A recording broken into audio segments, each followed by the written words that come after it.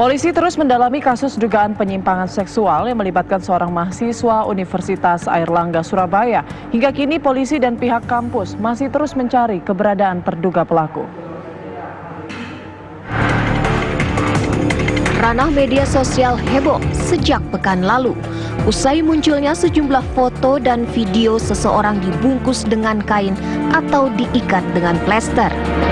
Semua bermula sejak salah satu korban menulis cuitan di media sosial yang mengungkap dugaan itulah cara pelaku melecehkan korban. Kasus dugaan pelecehan seksual fetis berkedok riset kemungkinan dilakukan salah satu mahasiswa Fakultas Ilmu Budaya Universitas Airlangga Surabaya. Upaya penyelidikan terus dilakukan oleh tim gabungan Polda Jawa Timur dan pihak kampus. Keberadaan pelaku bernama Gilang juga terus dikejar. Meskipun belum ada laporan kriminal dari para korban, namun kasus ini meresahkan masyarakat. Dari data yang diperoleh pihak kepolisian, Gilang pernah melakukan tindak asusila pada tahun 2015, namun tidak sampai ke ranah hukum. Yang bersangkutan tidak punya catatan ya secara tercatat, tapi catatan kita lihat dari jejak digital link berita yang bersangkutan pernah adanya dugaan asusila. Nah itu masih kita dalami dulu ya berdasarkan informasi tersebut. Sebagaimana pada tahun sekira 2015-an itu masih perlu pendalaman ya. Pernah melakukan asusila kemudian kedapatan oleh warga dan ini harapannya kita ungkap juga. Polisi mengimbau agar para korban melapor demi mempermudah pengungkapan kasus dugaan penyimpangan seksual ini. Penelusuran kasus fetis kain jarik oleh Polda Jawa Timur sudah dilakukan langkah-langkah sejak awal ya. Namun kita kan masih memiliki keterbatasan untuk adanya laporan pengaduan yang secara sah ya dari para saksi korban khususnya.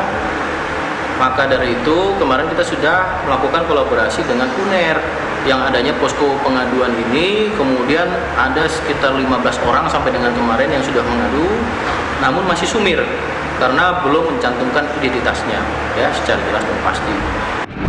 Bersama kepolisian, pihak kampus juga melakukan penelusuran terhadap keberadaan terduga pelaku bernama Gilang. Setelah tidak bisa ditemukan di rumah indekos, pihak kampus mengotak keluarga Gilang di daerah asalnya di Banjarmasin, Kalimantan Selatan. Otomatis kita melacak ke yang bersangkutan dan ketika kami sisir ke kos, karena ini anak kos, pada bulan Maret ternyata yang bersangkutan sudah tidak berada di kos tersebut. Nah, kita sekarang sedang coba untuk menghubungi keluarga dalam beberapa hari dan kemudian tersambung dengan keluarganya dan tadi sudah dilakukan audiensi dengan pihak keluarga dan di samping itu UNER juga membuka posko lewat help center memberikan kesempatan atau meminta kepada orang-orang yang pernah merasa dirugikan atau diperlakukan hal tertentu oleh si GAN ini agar segera menyampaikan informasi kepada kami. Pihak kampus juga mengungkap Gilang adalah mahasiswa semester 10 yang sudah 1 tahun tidak melanjutkan penyusunan skripsinya. Sebelumnya, kasus Gilang bungkus ramai di media sosial.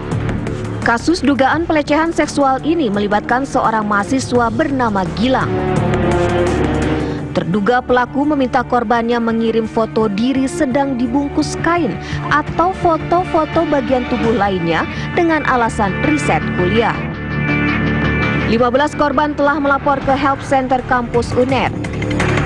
Pelapor yang sebagian besar laki-laki mengaku kerap diancam pelaku saat berkomunikasi melalui media sosial. Sebagian besar korban adalah adik kelas pelaku di kampus. Dari Surabaya, Jawa Timur, Syamsul Huda, Sandi Irwanto, TV One mengabarkan.